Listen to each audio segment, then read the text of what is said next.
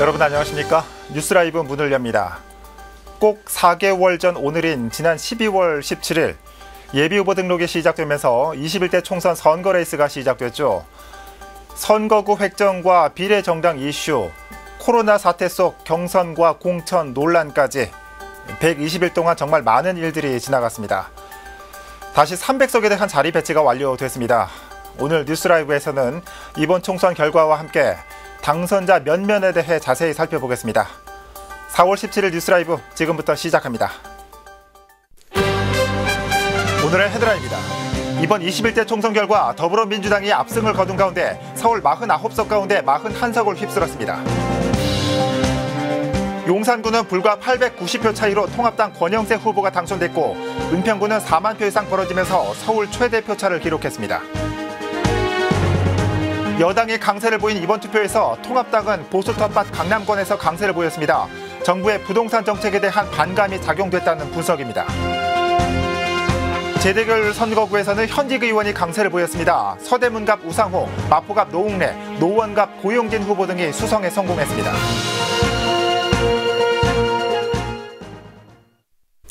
이번 선거 여당의 압도적인 승리로 막을 내렸습니다. 서울 49석 가운데 민주당이 41석을 휩쓸었고 통합당은 8석을 가져갔습니다. 보도에 이주협 기자입니다. 민주당은 전국에서 지역구 의석만 163석을 확보하며 몸집을 부풀렸습니다. 서울에선 49석 중 41석을 휩쓸었습니다. 통합당은 8석을 확보하는 데 그쳤습니다. 미니 대선이라고 불리며 최대 격전지로 꼽히던 종로에선 민주당 이낙연 후보가 낙승했습니다. 세계적 위기에 대처할 책임을 정부 여당에 맡기셨습니다. 그런 국민의 명령을 받들어 집권 여당의 책임을 다하겠습니다. 광진 을 선거구에선 민주당 고민정 후보가 오세훈 후보와의 접전 끝에 힘겨운 승리를 따냈습니다. 정말 감사합니다. 어깨가 많이 무겁습니다. 이제 앞으로는 우리 광진 주민 모든 분들의 국회의원이 되도록 최선을 다하겠습니다. 한편 강남벨트와 용산은 통합당에 손을 들어줬습니다. 강남갑에선 국내 최초로 탈북민 출신 지역 국회의원이 탄생했습니다. 저는 이제부터 오늘 이 초심을 잃지 않고 앞으로 국회에 가서도 여러분들이 명령만을 받들고 열심히 일하겠다는 것을 감사드립니다. 송파 을 선거구 정치 신인과 4선 의원 재대결에서 통합당 배현진 후보가 민주당 최재성 후보를 꺾었습니다. 이제는 제가 약속드린 것처럼 언제나 주민들 곁에서 제가 든든하고 아주 믿음직스러운 그런 참모가 되겠습니다. 서울은 울산, 세종에 이어 전국에서 세 번째로 높은 68.1%의 투표율을 기록했습니다. 21대 국회의원은 오는 5월 30일부터 임기가 시작됩니다. 딜라이브 서울 경기 케이블 TV 이주협입니다. 이번 선거에서는 선거구별 결과가 극명하게 나뉜 곳도 있었습니다. 불과 몇백 표 차이에서 수만 표 차이까지. 서울에서는 어떤 선거구가 그랬을까요? 이승준 기자가 정리했습니다. 서울에서 유일하게 세 자릿수 표차를 보인 곳이 있습니다. 바로 용산 선거구. 불과 0.6%의 차이로 미래통합당 권영세 후보가 더불어민주당 강태웅 후보를 간발의 차로 따돌렸습니다. 출구조사에선 강태웅 후보의 승리로 예측됐지만 치열한 접전 끝에 서울 강북 지역에서 통합당 후보로는 유일하게 당선에 성공했습니다. 용산 발전을 위해서 제가 약속드린 거는 다 반드시 지키겠다는 말씀을 다시 한번 드리고 압도적인 지지를 우리 국민들께서 문재인 정부에 보내주셨는데 대한민국을 위해서 바람직한 방향은 아니라고 생각을 합니다. 용산에서 끝을 알 수 없는 승부가 펼쳐졌다면 은평갑에선 일찌감치 승부가 결정됐습니다. 더불어민주당 박주민 후보가 미래통합당 홍인정 후보를 누르고 재선에 성공했습니다. 두 후보의 표차는 4762표로 이번 총선 서울 최대 표차를 기록했습니다. 또한 박주민 후보가 얻은 86,351표는 서울에서 가장 많은 표이기도 하며 은평갑 선거구가 지금의 형태를 갖춘 지난 13대 총선부터 지금까지 최대 득표수이기도 합니다. 딜라이브 서울 경기 케이블 TV 이승준입니다. 더불어민주당이 서울에서 압승을 거둔 가운데 미래통합당은 그나마 보수 텃밭 강남권에서 체면을 세웠습니다. 강남 서초 완승에 이어 송파에서도 3석 가운데 2석을 차지했습니다. 보도에 태윤영 기자입니다. 보수텃밭 강남에서 이변은 없었습니다. 사상 첫 탈북민 국회의원이 탄생한 강남 갑에 이어 2달여 동안 저는 강남의 여러 곳을 누비면서 여러분들의 무엇을 바라고 여러분들이 저에게 무엇을 기대하는지를 너무나 잘 알고 있습니다. 현역 의원을 누르고 4년 만에 탈환에 성공한 강남을 부동산 규제, 또 세금 폭탄, 또 경제 파탄 이런 실책들을 비판하고 강남 병에서도 유경준 후보가 65%의 높은 득표율로 당선되며 미래통합당이 강남에서 완승을 거뒀습니다. 송파에서도 미래통합당이 3석 가운데 2석을 차지하며 보수 강세를 이어갔습니다. 32년간 보수 진영에서 의원을 배출한 송파 갑에선 김웅 후보가 당선됐고 특히 송파 을에선 배현진 후보가 재도전 끝에 승리하며 4년 만에 탈환에 성공했습니다. 제가 지난 2년간 보여드렸던 것처럼 한치도 빠짐없이 그 신뢰와 약속을 지켜가겠습니다. 이 밖에 서초에서도 2석 모두 미래통합당이 차지했고 보수 지지세가 강한 지역으로 꼽히는 용산에서도 통합당 권영세 후보가 민주당 강태웅 후보를 890표 차이로 제치고 당선의 기쁨을 누렸습니다. 딜라이브 서울 경기 케이블 TV 태윤영입니다.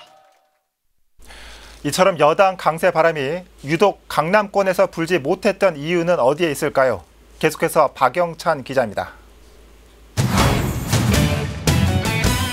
이번 총선에서 압승을 거둔 더불어민주당이 서울 강남권에서 유독 약세를 보인 데엔 정부의 부동산 정책에 대한 반대 심리가 주된 요인이 된 것으로 분석됩니다. 현 정부 들어 부동산 공시지가가 큰 폭으로 상승하면서 잇따른 세금 부담도 점점 늘어나고 있기 때문입니다.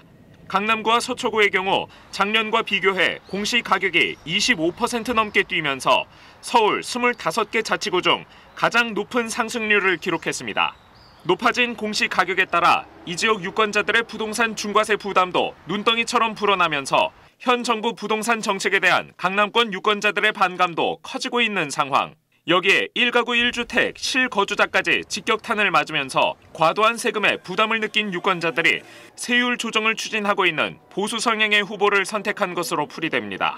강남권 재건축을 겨냥한 정부의 잇따른 규제도 보수표 결집에 영향을 미친 것으로 분석됩니다. 부동산 시세 차익에 세금을 물리는 초과이익 환수제와 강화된 안전진단 기준으로 강남권 재건축 사업이 좀처럼 속도를 내지 못하고 있기 때문입니다. 이에 강남 지역에 출마한 보수 진영 후보들이 종부세와 재산세 등 부동산 보유세 부담 완화와 함께 재건축 사업의 조속한 추진을 집중 공략하면서 강남권 유권자들의 표심을 모은 것으로 분석됩니다. 사유재산의 보장과 또 개인 경제의 자유, 이것을 보장하는 것이 우리 헌법적 가치라고 생각합니다. 애꿎은 선의의 부동산 정책 피해자들을 구제해드리고 싶다라고 약속을 드리고 있는 거고요. 한편 이번 제21대 총선에선 송파구 병 선거구를 제외한 강남 3구 모든 지역에서 보수 진영 후보가 승리를 거뒀습니다. 딜라이브 서울 경기 케이블 TV 박영찬입니다. 중랑구의 신내 차량기지 이전과 노원구의 창동 차량기지 개발 등 서울 동북권역에서는 차량기지와 관련된 굵직한 지역 현안들이 있습니다. 이를 핵심 공약으로 내세운 후보들이 나란히 당선인의 이름을 올리며 기대를 모으고 있습니다. 김동은 기자입니다. 신내 차량기지 이전은 중랑구의 수건 사업 중 하나입니다. 3선에 성공한 더불어민주당 박홍근 당선인도 이를 이번 총선 최대 공약으로 내세웠습니다. 지난달 27일엔 구리와 남양주의 같은 당 후보들과 함께 6호선 남양주 연장과 신내 차량기지 이전을 담은 공동 공약을 발표하기도 했습니다. 박 당선인은 당선 직후 인터뷰에서 신내 차량기지 이전을 통한 첨단 산업단지 조성을 다시 한번 약속했습니다. 그리고 앞으로 풀어야 될 신내 차량기지 이전이라든가 또 망우 복합역사와 같은 그런 굵직한 일들도 앞으로 구청장, 서울시장, 대통령과 호흡을 맞춰서 잘 해나가야 되겠습니다. 노원구에선 창동 차량기지 개발이 단연 화두입니다. 이번 총선에서 각각 4선과 재선에 오른 우원식, 김성환 후보의 최대 공약 역시 창동 차량기지 개발이었습니다. 서울대병원 유치를 포함한 의료 산업단지 조성을 약속했는데 치료와 연구, 임상 실험이 가능한 세계 최대 규모의 바이오 메디컬 단지를 만들겠다는 구상입니다. 무엇보다도 이제 베드타운 노원을 일자리 노원으로 바꾸기 위해서 창동 차량기지 일대의 바이오 산업과 관련한 것, 서울대병원, 그리고 음악산업 등등을 유치하기 위한 여러 가지 청사진을 이제 그려야 되고요. 지역 발전을 이끌 핵심 현안으로 차량 기지를 꼽은 서울 동북권 당선인들, 그 행보가 주목되고 있습니다. 딜라이브 서울 경기 케이블 TV 김동훈입니다. 이번 총선에서는 리턴 매치로 관심을 끈 선거구가 여럿 있습니다. 반복된 맞대결의 승자는 누구였을까요? 리턴 매치 결과를 이혜진 기자가 정리했습니다.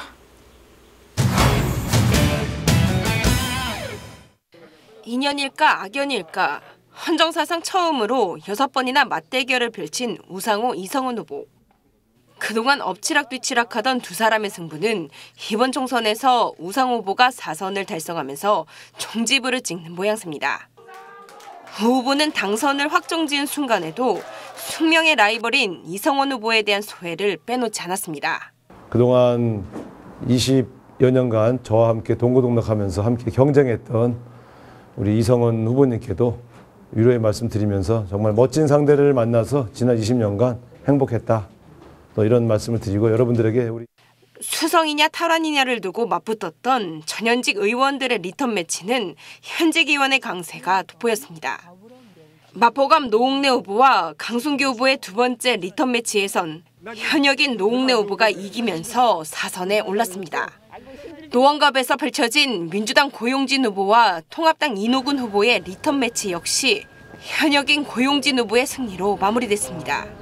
이제 광운대 역세권 개발, 또 동부간선도로 지하사업, 또 한전연수원 이전, 그리고 경춘선 숙빌공원 업그레이드 등을 통해서 월계 공릉의 전성시대를 여는데 제가 최선의 노력을 다하겠습니다.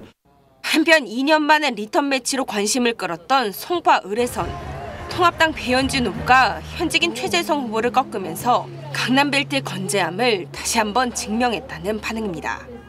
딜라이브 서울 경기 케이블 TV 이혜진입니다.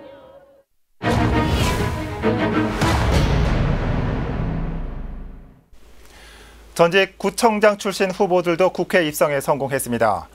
민선 5기와 6기 성북구청장을 지냈던 김영배 후보, 그리고 3번의 강동구청장을 지냈던 이혜식 후보도 당선됐습니다. 당선인들의 계획과 포부, 먼저 김영배 당선인의 공약부터 들어봅니다. 이승준 기자입니다. 더불어민주당 김영배 후보가 여의도 입성에 성공했습니다.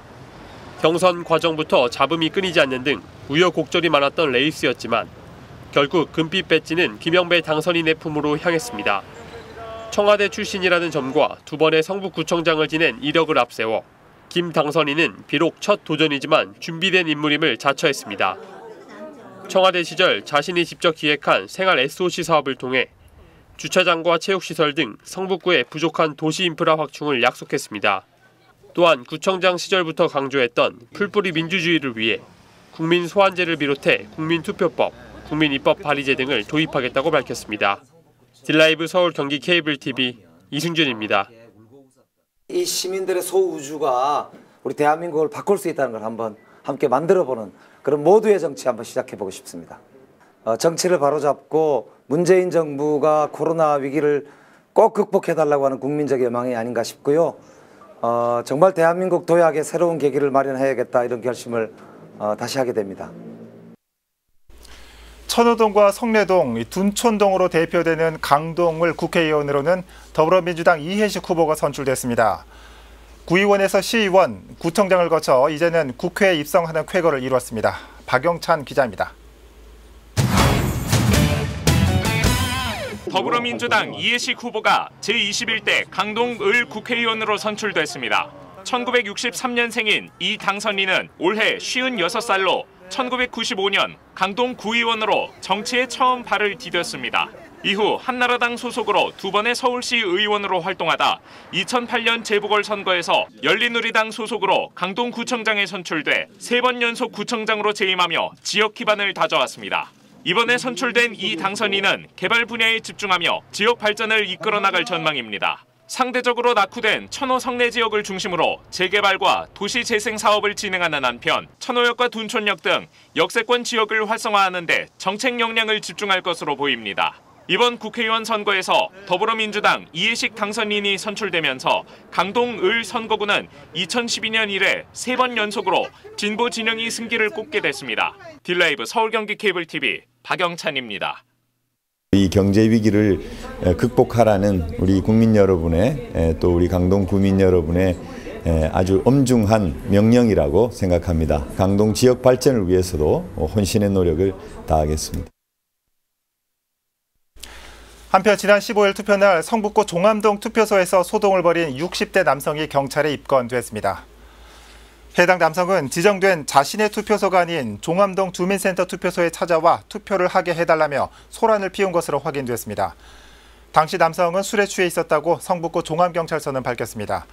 사전투표와 달리 본투표에 참여하는 선거인은 반드시 지정된 투표소에서 투표해야 합니다.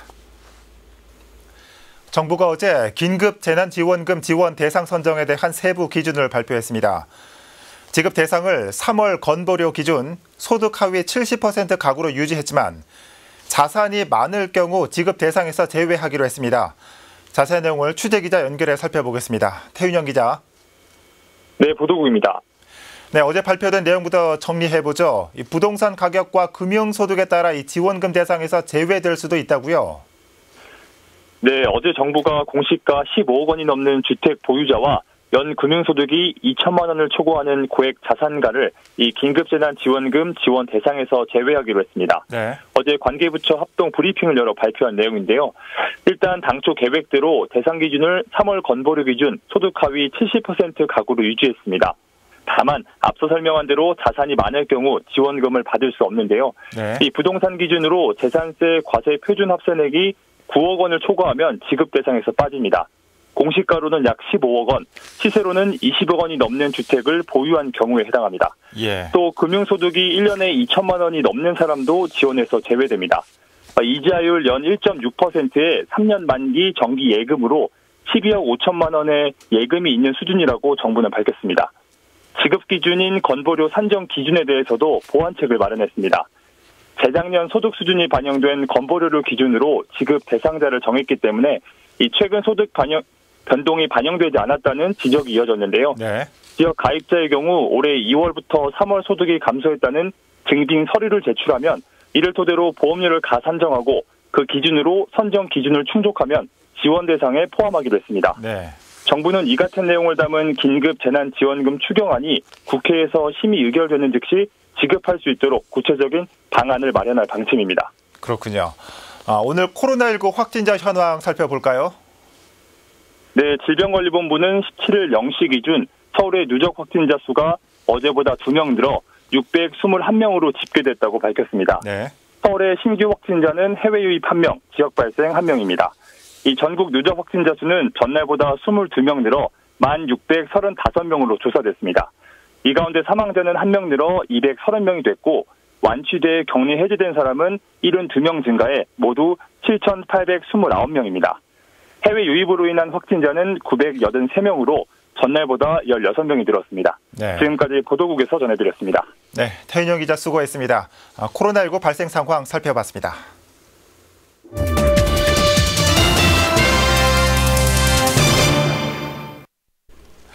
서울시가 재난긴급생활비를 지원한 지 2주 정도 흘렀는데 신청자가 55만 명을 넘어섰습니다. 기존엔 온라인으로만 신청할 수 있었지만 이제부터는 동주민센터에서 현장 접수도 시작했습니다. 보도에 이주협 기자입니다. 서울시 재난긴급생활비는 서울에 거주하는 중위소득 100% 이하 가구에 최대 50만 원까지 지원하는 제도입니다. 지난달 30일부터 시행했는데 약 2주 만에 신청자가 55만 명을 돌파했습니다. 이에 서울시는 지금까지 온라인 접수만 진행했지만 16일부터는 각 동주민센터에서 현장 접수도 실시하고 있습니다. 사람이 몰리는 것을 예방하기 위해 출생연도 5부제로 시행합니다. 또 방역과 소독물품을 비치하고 대기자 간 간격 유지 등 코로나19 확산에 철저히 대비할 계획입니다. 현장 접수는 신분증을 지참하고 신청서와 개인정보 제공 동의서를 제출하면 됩니다. 개인정보 제공 동의서엔 전체 가구원의 서명을 미리 받아가면 보다 빠른 접수가 가능합니다. 긴급생활비는 소득순으로 지급되며 지급까지는 약 7일 정도 걸립니다. 신청은 오는 5월 15일까지입니다. 딜라이브 서울경기 케이블TV 이주협입니다. 강남구는 2주 연속으로 주말에 전면 통제했던 양재천 구간을 이번 주말에도 전 구간 폐쇄합니다. 조은희 서초구청장과 정순균 강남구청장은 어제 협의를 통해 18일 오전 9시부터 19일 자정까지 양재천 8.5km 구간을 전면 폐쇄하기로 결정했습니다.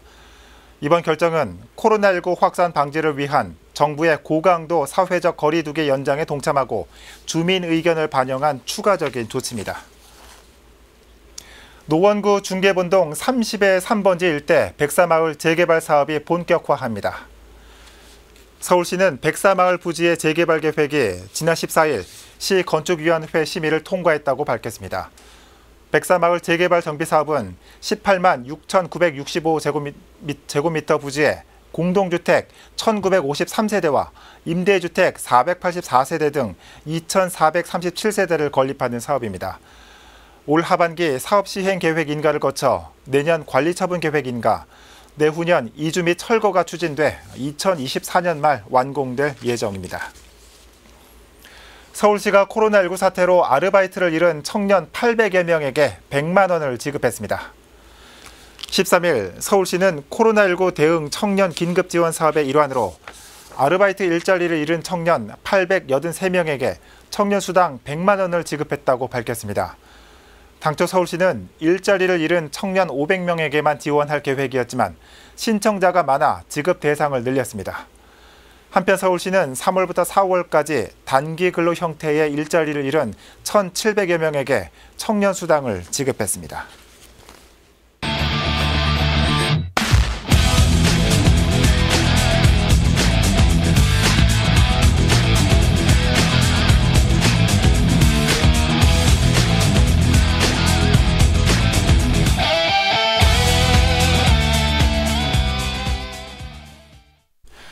사회적 거리 두기를 더 연장하냐 마냐 이번 주말 결정될 전망입니다.